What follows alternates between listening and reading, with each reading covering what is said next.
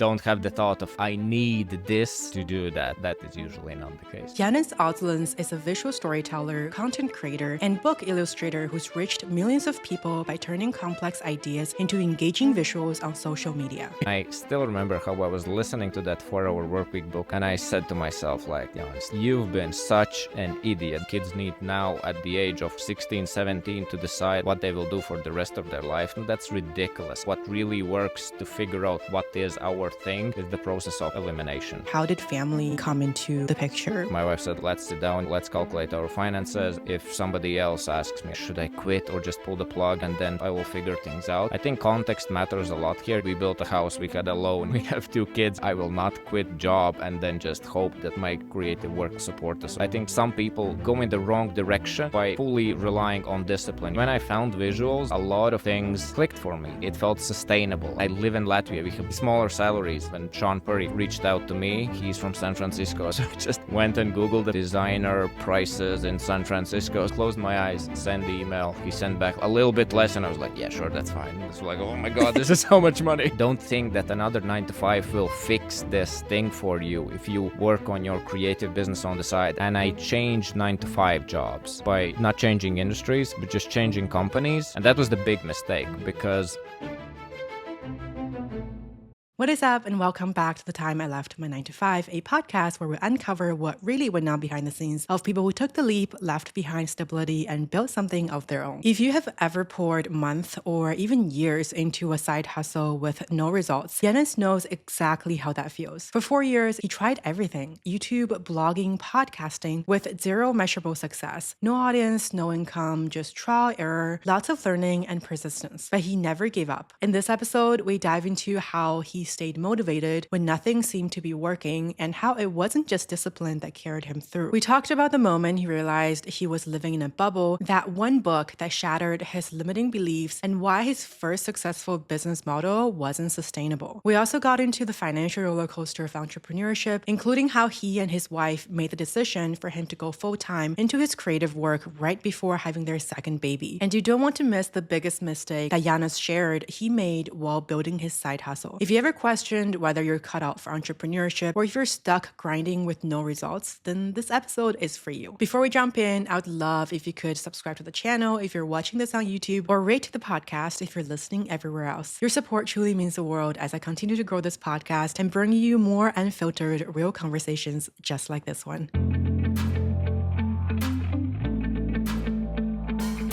Thank you so much for joining us today, Janis. my pleasure. All right. The first question that I ask all of our guests, kind of like an icebreaker, is from scale of 0 to 10, how much do you regret leaving your 9 to 5? 0 being best decision of your life, and 10 is regretting. Well, saying 0 feels like it would be just too arrogant, but it's definitely in the realm of 0. I don't have any regrets because my transition was smooth, My experience was nice, and the worst things I anticipated or expected didn't happen. So it's definitely a good experience for me. But 1 to 2, I think, would be a fair answer, because there are some things which even now, it's been more than 3 years since I left 9 to 5. There are things you learn about, I could appreciate these things like back in the days when I was in 9 to 5. So it's not like, oh my God, that world was awful and this is amazing. I think after these years, same as with relationships, that the pink glasses are off, when you start to realize, okay, this creator world isn't that like full of flowers and everything's awesome all the time.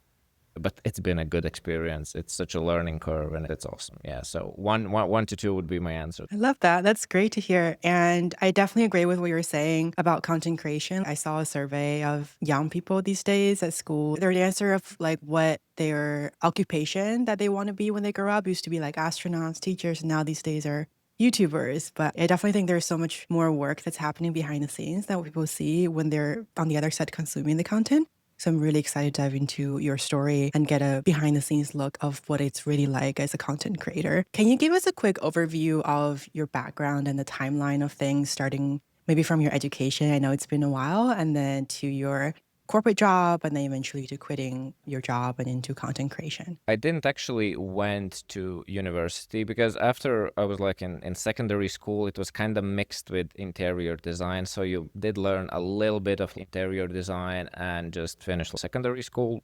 And after that, I was really, as you can see, I have tons of bikes behind me. So I'm really into mountain biking, especially back in the days I was. So it was just like, that was my whole life back in the day. So I was working in bicycle shops after school. Those were my first jobs. And as I was working there, just selling bicycles, I got to know a couple of cyclists who were actually working in an IT company next door. They were managers of sort of things. It was a super random thing. They were looking to hire for their particular specialty. It's like a technical job, but it's not really developer. Basically, they just needed folks who can think logically, solve problems and stuff like that. Long story short, got hired there, better money, went into the corporate world. That was good for some 8 to 9 years. I started as that technician, seeking more status or whatever, went up to some managerial roles and worked as a project manager there. After some while in that corporate job, one of my friends said, like, I plan to go and study business psychology. And I was like starting to feel a bit stuck in that corporate world. I was like, okay, this isn't that intellectually stimulating, let's say. So I was like, a bit of psychology, a bit of business. I never went to high school, whatever, let's give it a go, see where it leads. And I remember there was one lecturer who gave us an assignment. Hey, class, in 1 week, you need to come and present a business idea in front of the class. And I think it was partly to improve the presentation skills and partly just to think about business ideas or something like that.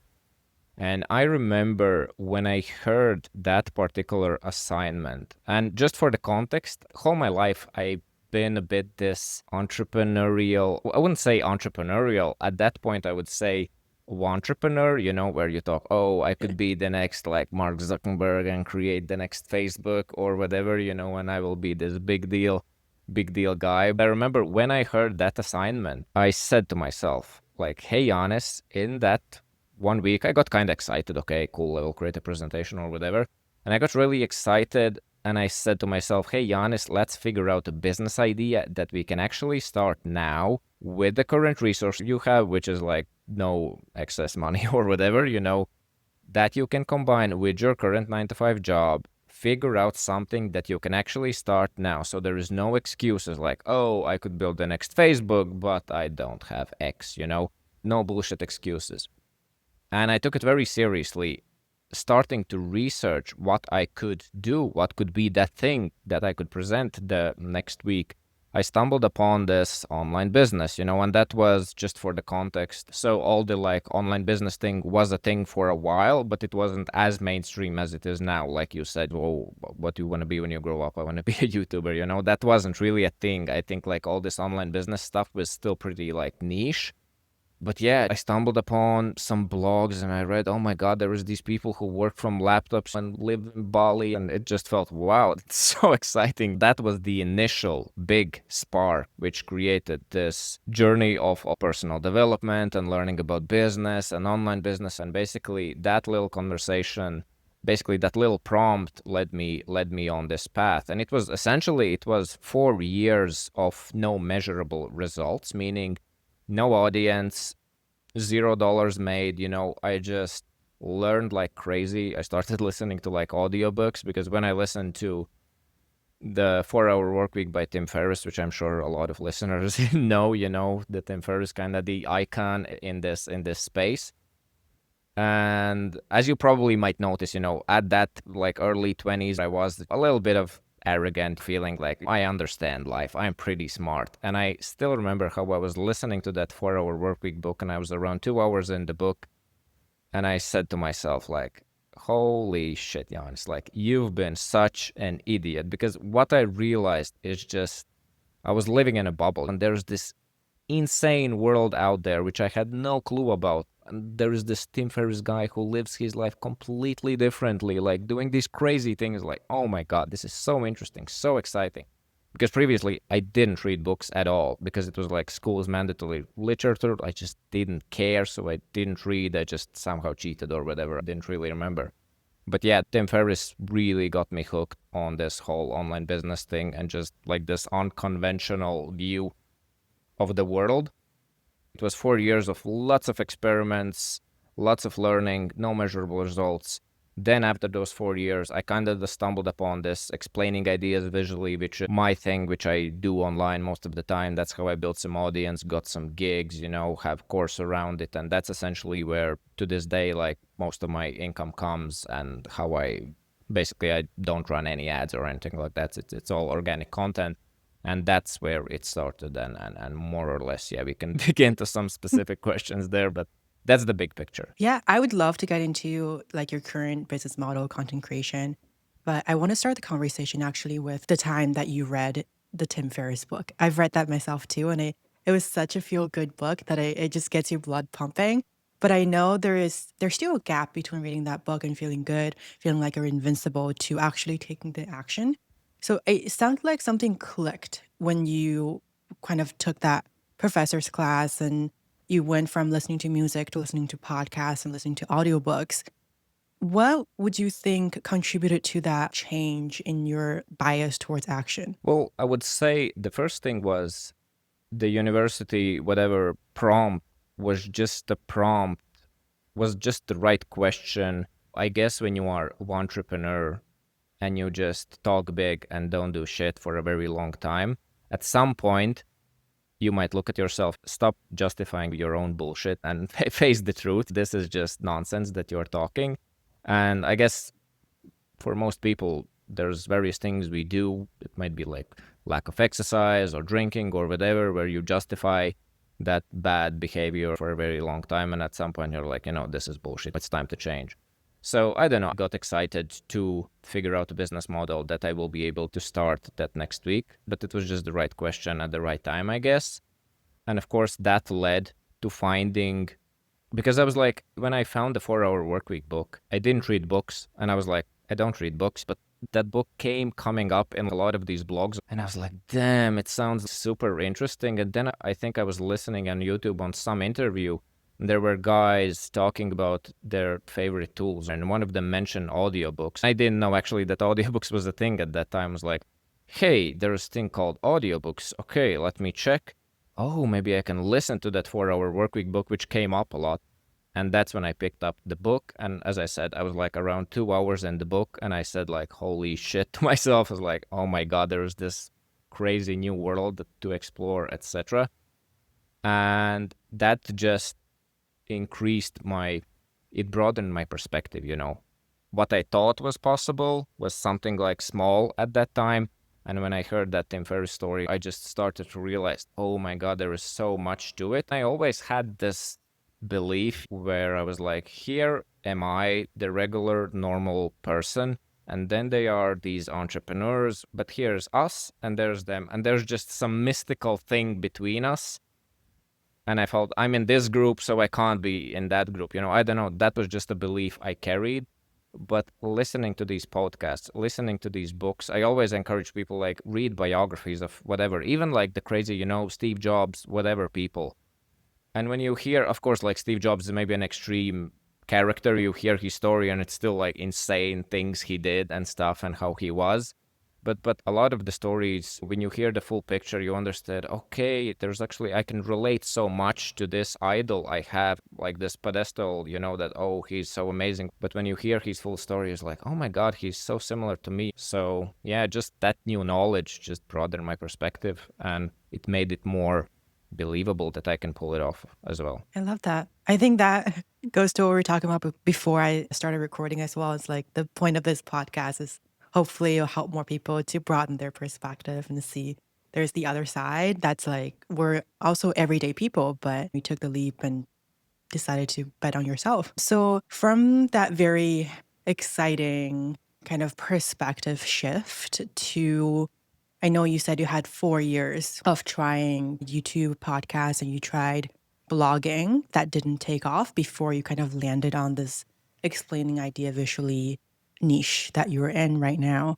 Can you tell us more about what happened during that 4 years? What kept you going, and what do you think didn't work? Yeah, I think that's a great question, and I think very important one for a lot of people, because often people ask me like, hey, Janis, you had this 4 years of no results, no nothing, and you kept going. Why? Like, that sounds like weird. How, like, you must have like tremendous amount of discipline. Well, that is absolutely not the case.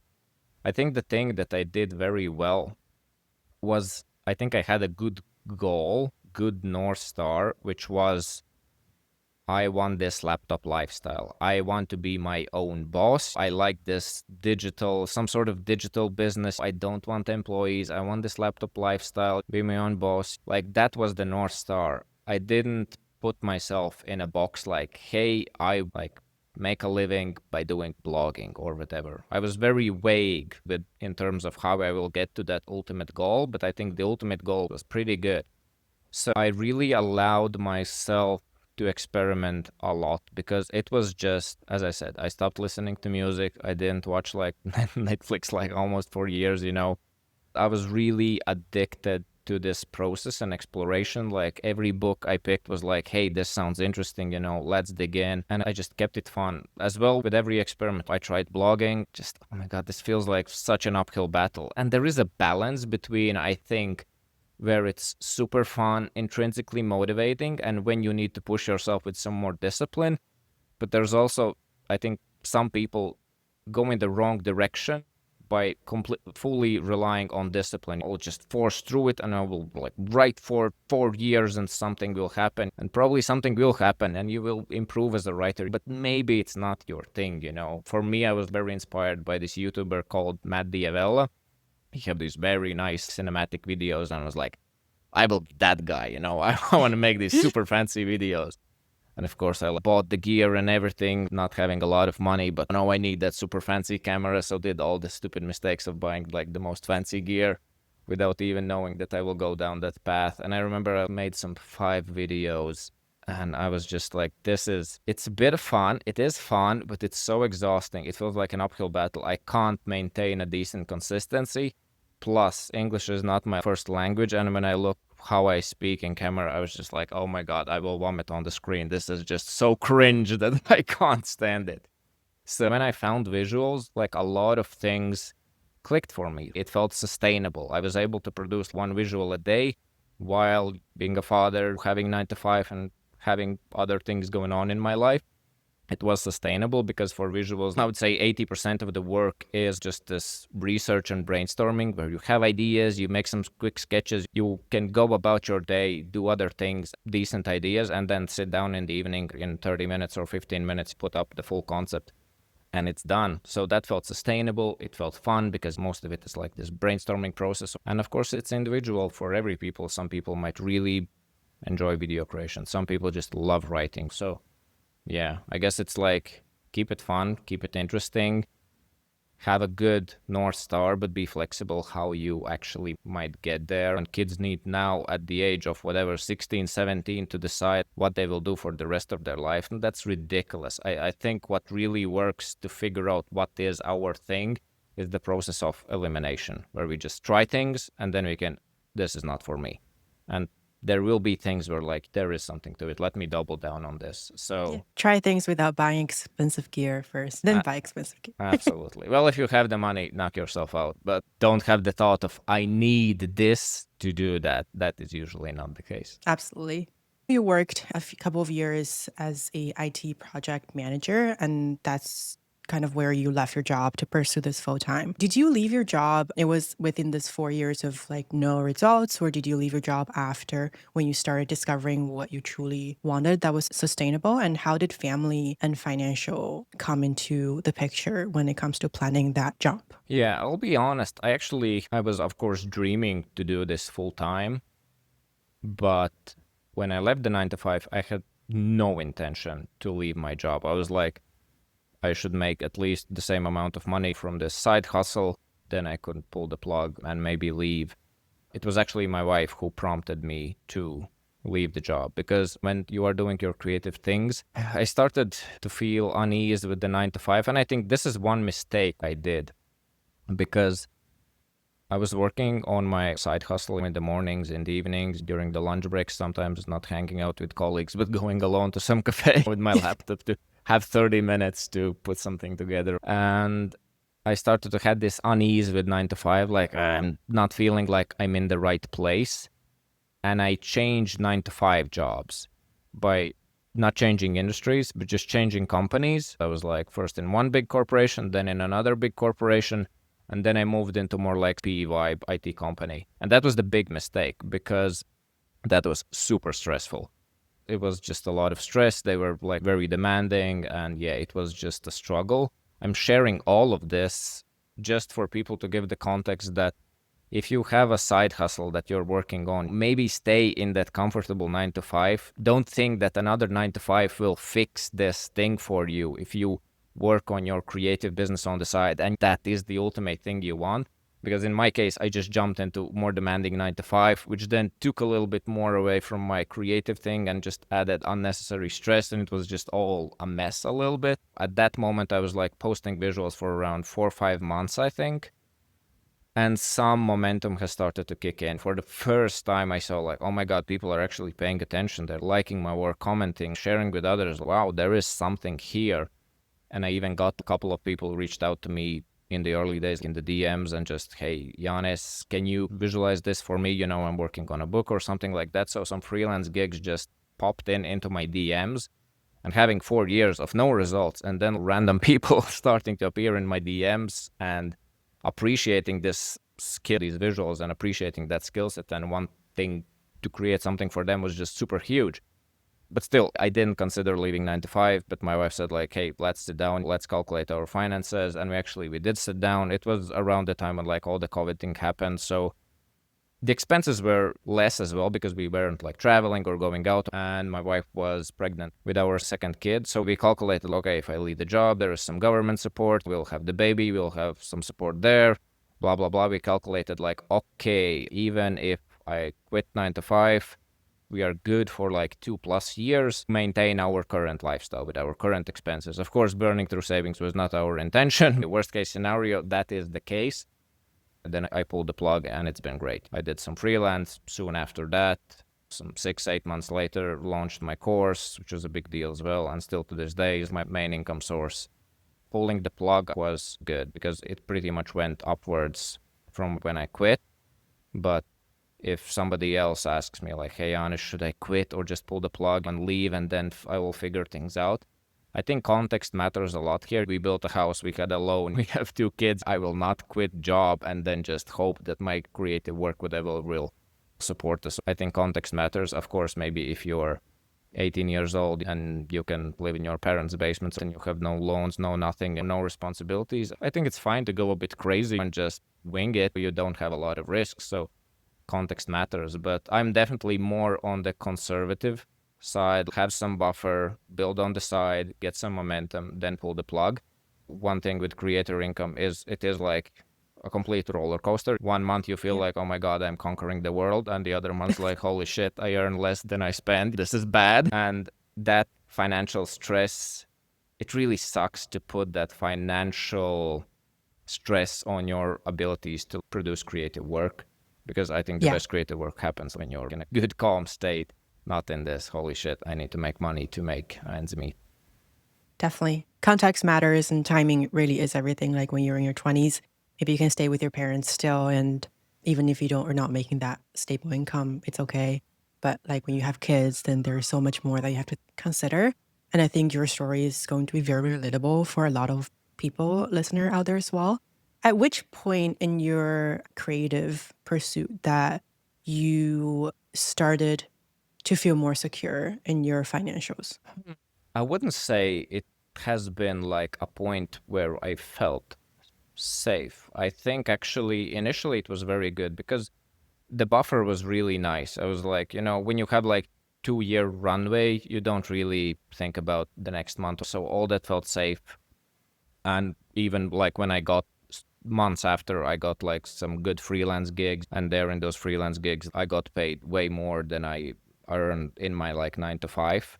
I never done cold outreach. I never asked people for work. All the gigs, all the books I have illustrated, everybody has came to me through the free work that I put out online. And that puts you like in a good place because people came to me, so I were able to ask like higher prices. I don't know, when Sean Purry, for example, who is the host of My First Million podcast, when he reached out to me, I was like, of course, like, oh my God, this is crazy. This famous dude is reaching out to me because I was listening to his podcast, and he even used a contact to get in touch with me, like used a warm intro. I was like, it's crazy. Like he's using warm outreach towards me. So I just remember when I live in Latvia, we have way smaller salaries. And I still remember, okay, I know this Sean guy. I know like he has money and stuff. Okay, he's from San Francisco. I just Google designer prices in San Francisco. So I just went and Googled the prices, and I don't know, closed my eyes, sent the email. He sent back a little bit less, and I was like, yeah, sure, that's fine. This was like, oh my God, this is so much money. It was just a good story. Yeah, I would say I got too comfortable because like some last year and the year before that was when, especially when we moved to Spain, our expenses moved up by quite a lot. Then there was multiple months where like I earned less than we spent, and that was like, shit, this is not good. So yeah, I would say I'm not the best person to deal with finances. It's still something I need to work on. I'm a bit more this creative spirit who's, that's everything gonna be fine, no worries. But I think a bit more strategical approach here is I'm actually working on a visual that is about, I just have this visual in mind where there's two options where you can spend money: latest iPhone or your freedom fund.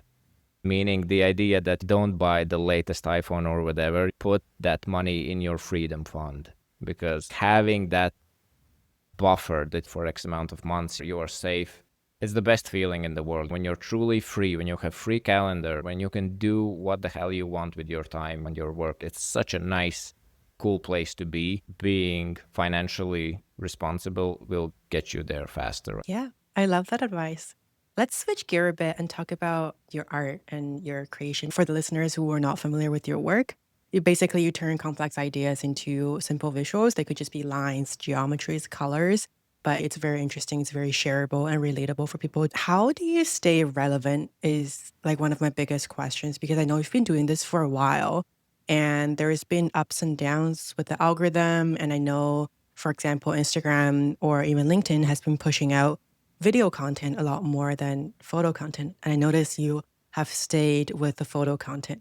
So can you explain a little bit of what was your thought process behind it? Yeah, staying relevant is definitely thing. I do feel there was some years back, there was a time when on Instagram, this type of work was super appreciated. Every other visual went viral and was like, this is amazing. And then even now, it's like the reach has plummeted quite a lot. There are some strategies that maybe works here and there. Like if you think about what the social media companies want, they want your eyes to be glued to the phones a bit longer. And I kind of really hate that concept, because the core of my work, the core mindset I've built this work, and the core thing I teach is respect your audience's attention.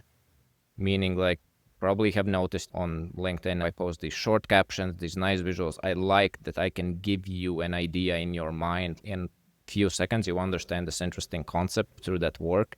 And that's kind of the art of it. That's what I love about it. It's nice for the human. They get, in this very short amount of time, they get this interesting concept where they can absorb it and understand it, instead of reading a longer blog or watching like a 1-minute video, versus I can give that insight in a few seconds.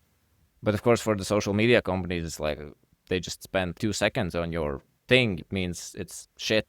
That's a bit how they may think about it. But of course, there's other things, likes, reshares, that all goes into play as well.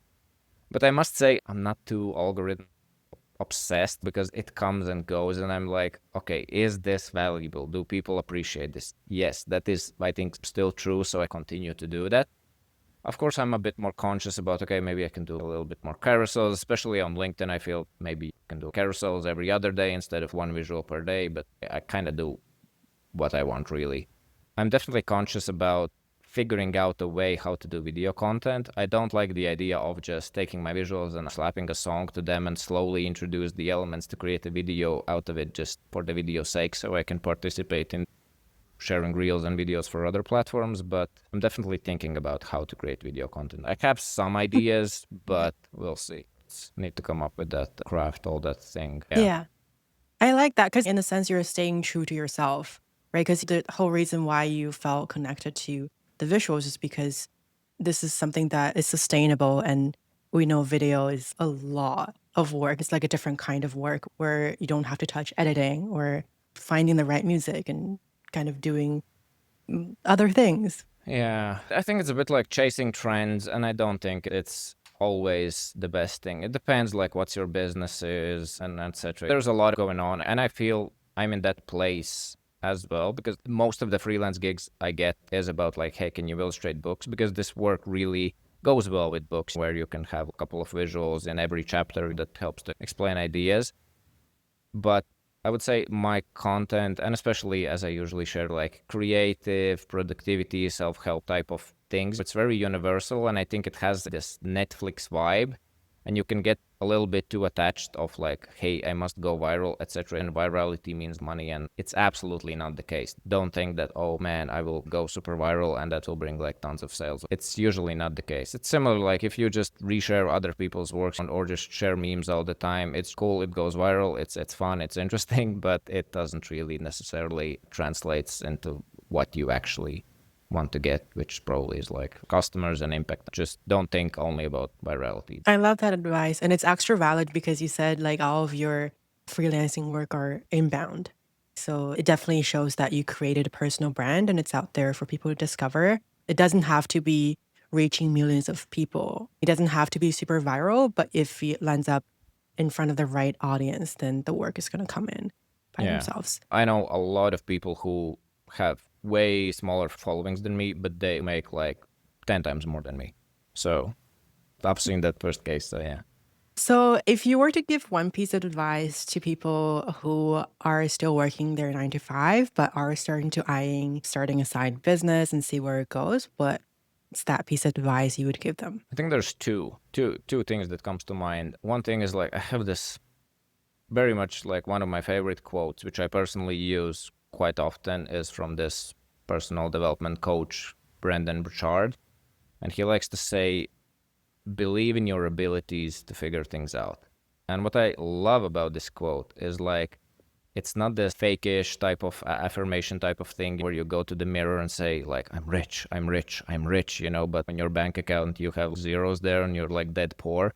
You're not lying to yourself. But when you say like, I believe in my abilities to figure things out, it's honest because it's true. If I think about when I was learning to drive a car, first time when you sit in that car, it all feels weird and I will never learn to do this, but you kept trying and you learn how to drive a car, and now you drive the car and you talk the phone and you eat your sandwich in the other hand and feeling super comfortable, which is not something I recommend, but that's often the case. Any person who listens to this can look back in their life and think about there are many things where I felt I can't do this or this is impossible, but in fact you did and it was and all worked out. So just have the confidence that you can figure this thing out.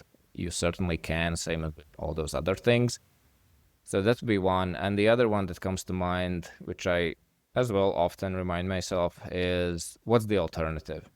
Okay, I can quit on my dream and continue to work 9 to 5. Well, that's the alternative. Do you want it? I'm like, no, this alternative sucks. I'll keep trying or die trying. That's essentially two options. And yeah, it can feel like you're getting nowhere, but just give yourself some years. It's important what I said about those 4 years when I had no results. I was allowing myself to quit a lot of things. So it continued to be intrinsically motivating for me. I didn't grind it out for years. I was just like, okay, whatever, let's ditch thing, try this other thing out. Intrinsic motivation, what's the alternative? Believe in your abilities to figure things out. All will be good. Thank you so much for sharing our insights. My pleasure.